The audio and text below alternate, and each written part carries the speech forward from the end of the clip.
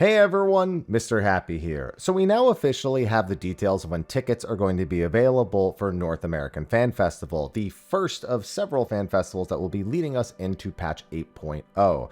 Now, a lot's riding on 8.0 for Final Fantasy XIV, as Dawn Trail has divided the community in ways that it has never seen before. While I personally have my opinions that Dawn Trail is far from the worst thing Final Fantasy XIV has ever produced, especially if you're someone who is playing the game on content during certain time frames, I think it's important for us to focus on something that we can all technically come together on. Whether we love or hate the game, we should be looking for it to get better no matter what. And so, I want to release a series of videos with active criticisms about things I'd like to see addressed going into 8.0. These are often going to be opinions that if you regularly watch my content, you've probably seen them sprinkled about in other things, like the Quantum videos or the Criterion videos, or really any feature as it comes out and I actually get into it for the first time.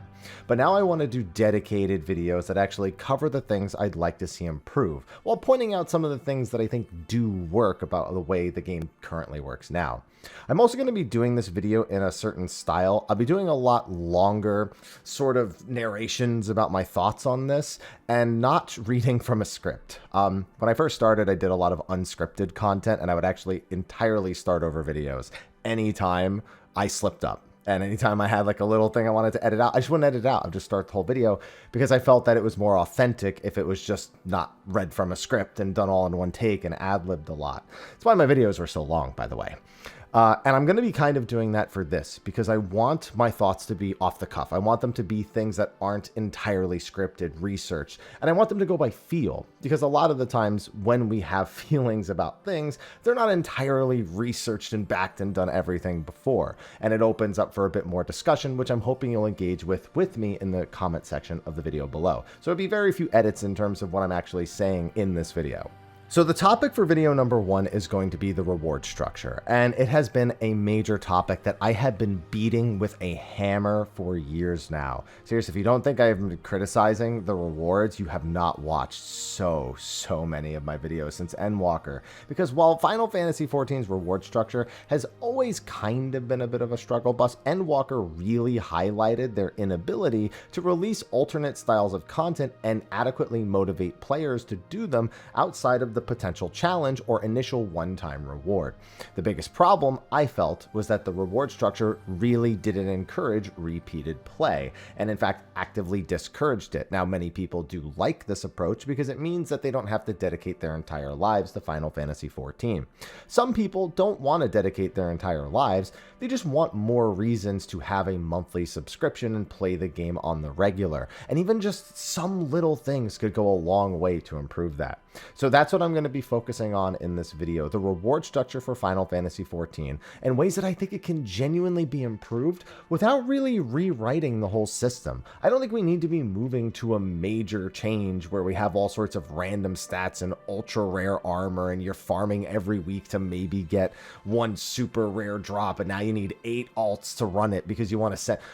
I don't want all that. I really don't think any of us should want that. That's my personal opinion. Maybe you do want that kind of stuff, but I don't. But something has to change. And that is abundantly clear and is becoming more and more clear as we get more content that is really good, but really struggles to find its place to get new players motivated to try it for the first time, or existing players to even consider resubscribing to do it, even if it looks cool. Yes, I'm talking about Quantum, and that's largely the reason why I'm doing this. And I did give this opinion kind of in that video, but let's start with what I think does work with the reward structure, and that is actually going to, and listen, this is not a whole opinion, please. Savage. Listen, it'll make sense. It'll make sense to you in a brief moment, I promise. So when you are a player playing an even numbered patch and you decide you want to raid, generally speaking, what ends up happening is you go through maybe the normal raid to unlock the Savage, you get some crafted gear, and then you go into Savage and you progress through the fights. Now, you have all the gear you need to progress those fights. So the gear that you're getting as a reward initially is just to make it a little bit easier to clear all 4 of the fights. And then eventually that gear will eventually be used for Ultimate if an Ultimate is available, or if any sort of content were to be made available where gear would be useful. But that's not really where Savage succeeds, because it's just so kind of reliant on other factors that aren't, why am I doing this raid now to get this gear now when I can beat the raid without the gear right now? Now, the general reason for that is a gameplay loop that Final Fantasy XIV does not adequately reward in other ways. When you go week by week and you collect your tomestones and you go into Savage for just the one job, like I said, it's not perfect. The whole, wanting to play more than one job thing, we'll get into that a bit later. It kind of works like this. You get a little bit of gear, you get a little bit stronger, and you start to tangibly get better at the thing that you got the gear from. So it makes doing it on subsequent weeks more exciting. You can kill the boss faster, you have a higher max hit on your strongest hitting skill, you get more excited about your direct hits and crits. And for players who are really about optimizing, they continue to make sure that they understand these fights and that they can take this gear and use it in a more efficient way. The cycle here that works, the sole thing I'm talking about when I say the Savage Reward cycle works, along with the tomes, is that week by week, the loot that you obtain from the activity makes doing that activity feel better. It goes faster, you do more damage, you feel more powerful, and it's one of the main motivating factors that you can have when you do the content week to week. Yes, the tombstone system probably needs to be reworked. They need to find a way to make sure that gearing multiple jobs doesn't feel as cumbersome as it does, because multi-jobbing, and not just multi-jobbing within the same role, but multi-rolling, I guess I should call it, has become more and more and more prevalent as more and more jobs have been released into the game. So yes, that part needs to be worked, but I want to focus on what gets players motivated to do content, and that is to feel better about their character strength and to be better at the game. Now, the other side of it is being geared for later content, which I think is a struggle Final Fantasy XIV will perpetually live on in. I don't think every raid tier is going to have an ultimate or some sort of equivalent encounter where your gear is going to matter. But I think what we need to be looking at is that other content. What makes that content better to go back and do later? Now, they do have their own rewards in that most content, when you've cleared it, that knowledge makes going back and doing it again less painful, helping a friend. I mean, there are so many people who just love going back and utilizing all the accrued knowledge they've gained in an ultimate and being able to do that with other players that don't have that accrued knowledge to give them that initial experience. There's like a personality kind of trait that goes into that.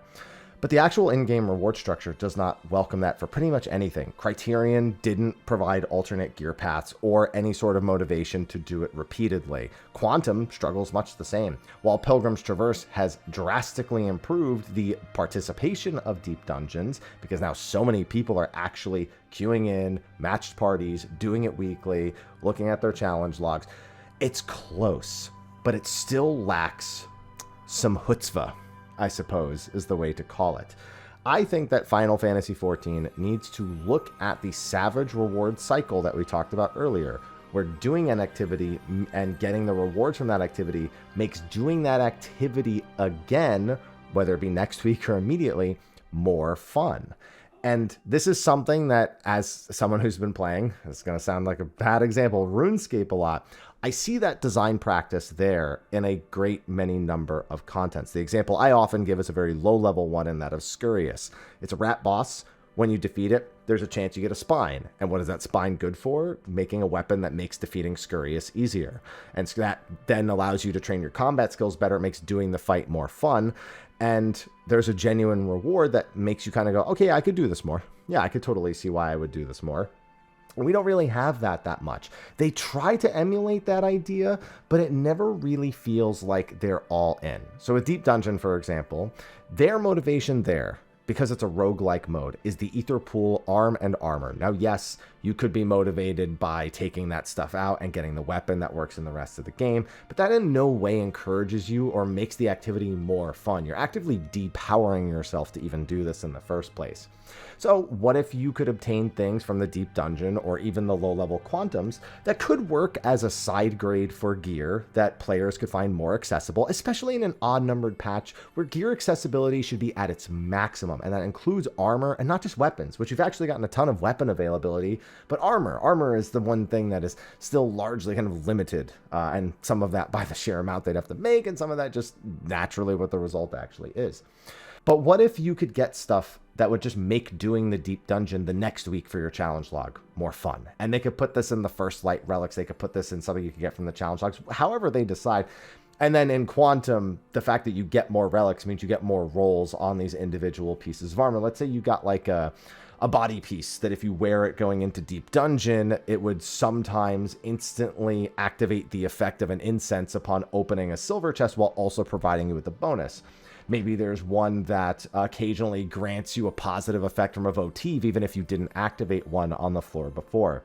What if there's one that could sometimes reveal the accursed horde on a floor without having an intuition active, or one that could even double the amount of accursed hordes that you get whenever you actually reveal one? These things allow you to sort of tailor your experience towards what you want. And if you're obtaining them from doing the Deep Dungeon Weekly, from doing Quantum Weekly, it makes the idea of going back and doing it the following week that much more fun. And if you do feel like going back and doing content week to week, day to day, whatever your motivations may be and your time may allow, then you provide a continued experience for people where if they just want to do it the one time to get the completion and they're satisfied with that, and that's how they've always enjoyed 14, you're not punishing them by not giving them something, because this isn't relevant to what they actually want out of the game. But for the people who do want that kind of experience and that sort of motivation, you're providing it for them. And I feel like they've come so close, and they've actually, well, they have had this before, and they've just gotten further and further away from it. Eureka does a pretty good job with the elemental bonus that you get, because when you go from having no elemental bonus to full elemental bonus, it feels a lot different inside of Eureka. It's a totally different feeling thing. As you collect all the actions and can customize your character more, that feels better. So Eureka actually a pretty solid example of it, but that was the best example of it that we had for a very long time. Because Bozio, while Haste is a lot of fun, and I did love doing speedruns of Delubrum, I wanted to see something a little more exciting than just hitting faster or hitting harder. I want to see things that make me feel even more different when I'm in there, that are worked towards as rewards and not just resources that I then need to farm again. I want a permanent increase in power that makes me feel good about what I just did and going back and doing the thing that I did. And Haste achieves that, but I think you can just make it more interesting. Thus far, we haven't really had that kind of excitement when it comes to the way that the new exploration zones work. What's it called? Listen, I couldn't even remember the name. That's how bad it is, right? Like, I actually liked the most recent exploration content. I actually enjoyed doing Crescent Island, but the fact that the name even slipped my mind, but Eureka and Bozia immediately came to me, that tells you all you need to know about the reward structure. Like, yeah, is it cool to get a carrot and sell it for 4 million gil? Sure, but I don't want to only do the zone to get a carrot and sell it. And the whole point of selling the carrot is the people who wanted a ridiculously long-lasting achievement with a rare title, and the fact that the carrot can then yield another carrot, which can then yield that. Like, I want to get armor in there that feels like I'm creating a new experience for my character. And that will encourage me to go back and do it more. The Phantom jobs don't also achieve that all the way. A lot of them feel like they're made with Forked Tower in mind, which means if you're not doing Forked Tower, that they kind of fall to the wayside. So a little bit separate from the reward, but it takes away from that permanent rewarding feeling even more. And the damage increase you get from completing one, while noticeable, is still not going to be sufficient in that regard. So I guess the entire thing that I want to encourage the Final Fantasy XIV dev team to do is to make armor, weapons, whatever, things that come from these contents, make you feel better about doing those contents while still adhering to kind of a basic need that the actual core game has. We want more side grades. Yes, having some zany and wacky effects some people would really, really enjoy in the rest of the game. And I think they can take some liberties there as long as they don't get too crazy. But I think within these content islands, they really need to consider just diving all the way in and really allowing the player to get a whole new experience that can then bleed into the standard experience through traditional item level and gearing process. And that is the thing I think they need. They've been doing a great job with providing more mounts, more minions, more glamours. They finally fixed most of the Vieira hats, so that actually works now. They've got like that part down, but that part only does so much, because if you're not encouraging your players to use what they've gotten in that content and they feel better about doing that content, then doing the grinds to get those items it's just a lot of doing the exact same thing you did the moment you got in there. And that's the experience I want to change. I want that experience to feel better over time, unless you get insanely unlucky. But the way this game works, we largely use pity systems in this game anyway. So, you know, you're kind of guaranteed to be making progress towards these faster bits. I'm not asking for them to be like totally random, ultra rare. Like, I know I use RuneScape as an example, but I don't want that. I think the fact that you can commit a certain amount of time to get these things is a good part of Final Fantasy XIV, but the things you get are not motivating enough. So hopefully I'm making my point. Well, I can say a whole lot of other things. I mean, I could do a whole video about tombstones. We could do a whole video about Savage and single job gearing versus multi-job / multi-role gearing versus the materia system and how it doesn't support multi-jobbing within the same role well. And like that, those are tons of discussions, and we are actually going to have those discussions in subsequent weeks and months as I release more videos of this style. But I love Final Fantasy XIV, and I still have fun with it whenever I do decide to play it. I sometimes make up my own wacky challenges, or in the case of my Iron Man, just copy somebody else's challenge because I thought it sounded interesting, which is going hilariously, by the way. But that doesn't mean I don't want things to be better. And I feel like there's a weird misconception about people who do like things. They think that we don't want to see it improve. And I will say, I see a lot of people who just, it feels like they shut criticism out. And we should be actively looking to make things better. It's like the whole relic thing, man. I want you to have your tombstone option. Always have the tombstone option. Just give me a reason. Just give me a second option that is also alongside the tombstone. People get upset, and I don't get it. It doesn't make any sense to me. It's mind-boggling. I don't get it. But I think I made my point. Rewards, in the end, I want them to make you feel better about doing the activity that you got the reward from repeatedly. And that is currently lacking in pretty much every content that isn't specifically Savage. And I think we can do better in that one particular regard. Now, I'm sure tons of you have ideas of cool things that they could do, even in just traditional dungeons, you know, that make people who log in and just do roulettes every day. They could probably have something that makes even those a little bit more exciting, and the kind of exciting where you feel better, and not the kind of exciting where, let me tell you about the tank and healer that I had that couldn't even do single pulls because they did. You don't need that, right? That's not the kind of exciting you need every single time. You don't need PvP in your dungeons every single time. So if you have any ideas, be sure to throw them in the comment section of the video below. Try to keep them within the realm of Final Fantasy XIV. I'm sure I'll see some, well, in Final Fantasy XI we did this, or in WoW we did this. Very easy to do that, but try to keep the ideas within the scope of Final Fantasy XIV so it doesn't feel like it's entirely cope. Right? Like, so it feels like it's something that's actually achievable. Even if it probably, probably won't happen. But, we got to dream. We got to hope. We got to try at the very least, right? So that's going to be a wrap for my reward story. Let's call it part 1, because let's be honest, we got more things to talk about that I just can't get into. That just aren't the topic of this video. But that's going to be a wrap. Thanks for watching. Put your comments in the comment section below. Contribute towards the ideas that I have just had, and share some of yours down there as well. But with that, I will see all of you in the next video. And until then, take care.